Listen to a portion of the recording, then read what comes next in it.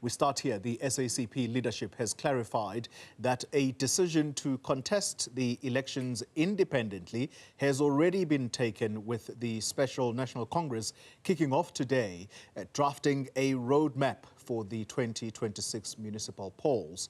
This is according to the party's General Secretary, Solly Mapaila, on Wednesday, as he briefed the media ahead of the party's 5th Congress taking place in Boksburg. Despite this particular decision having been taken already, the SACP still hopes to retain its position in the tripartite alliance. Let's understand how all of this is going to work. Juniour Khumalo is in Boksburg and has been following proceedings there. Juniour, good afternoon to you. So a very interesting turn of events. The SACP is clear. They are contesting the local government elections independent of the ANC. Yet, just a few days ago, we listened to the ANC Secretary General, who said there is a bilateral between the two parties, and according to them, the matter of whether the SACP will contest elections is still up in the air. How is this going to work?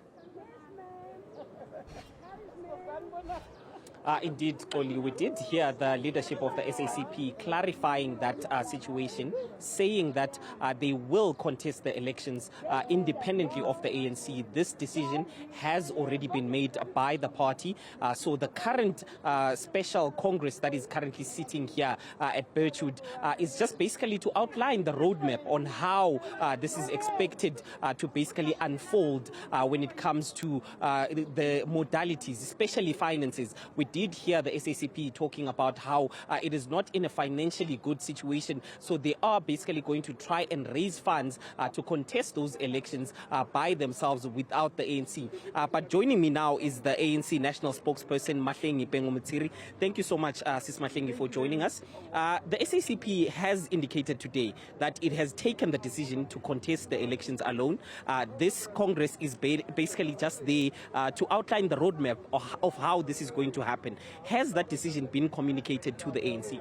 Certainly, it has been communicated to the ANC, Junior, at the recent bilateral that was held between the ANC and the SACP. The General Secretary spelled out this decision, highlighting also that this Special National Congress will deliberate further on a roadmap in as far as that is concerned, including a political discussion, I would imagine, about what the implications of such a decision is in the context of the existing tripartite alliance. Okay. And in terms of whether this decision is going to splinter the support of the ANC, because there is that concern from Mr. Mapaila. He said that he is going to continue engaging the NEC around this. Do you believe that this is going to splinter the ANC? Well, what I can say with certainty is the fact that the ANC is working very hard on the ground to rebuild our structures and to ensure that we have a stronger showing into future elections. How is that shaping up? Have a look at the recent by-elections. The outcomes are quite favorable to the ANC in as far as we've increased our percentages in various municipalities. And so we're hoping for the continuation of that upward trend. We do know that if and when the SACP does what it decided to do, it will have implication on our base and our constituency, because indeed the party and the ANC does share the same constituency. They are independent organizations, and you're quick to hasten that the party is within its right to come to its own conclusion. But we will be engaging the SACP at a bilateral that's going to take place in January to allow the National Congress to conclude and then go back into that conversation. We will look at what this thing means for the future.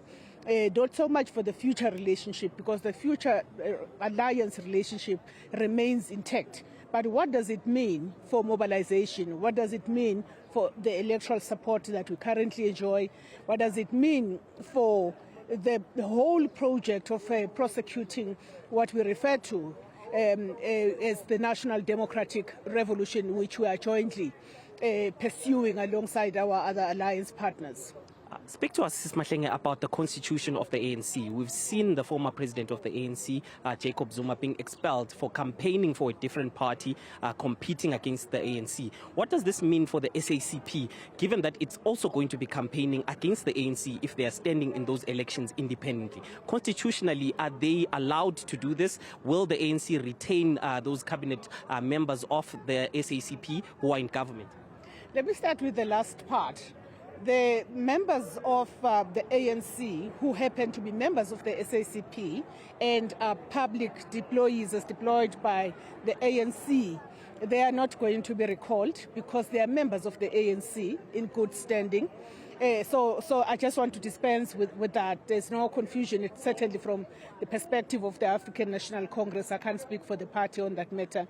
Then secondly, there's the issue of dual membership, which has always been there from time immemorial.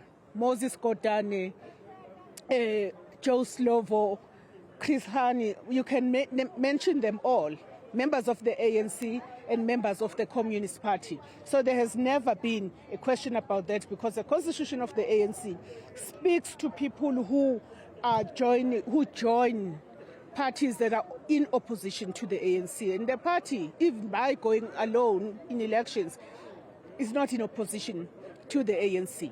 And there was a third question that you asked, but I do hope I've covered the fact that this discussion is not going to destroy the existence of the alliance. It's going to test how the alliance relate into the future, particularly when it comes to elections and electoral outcomes.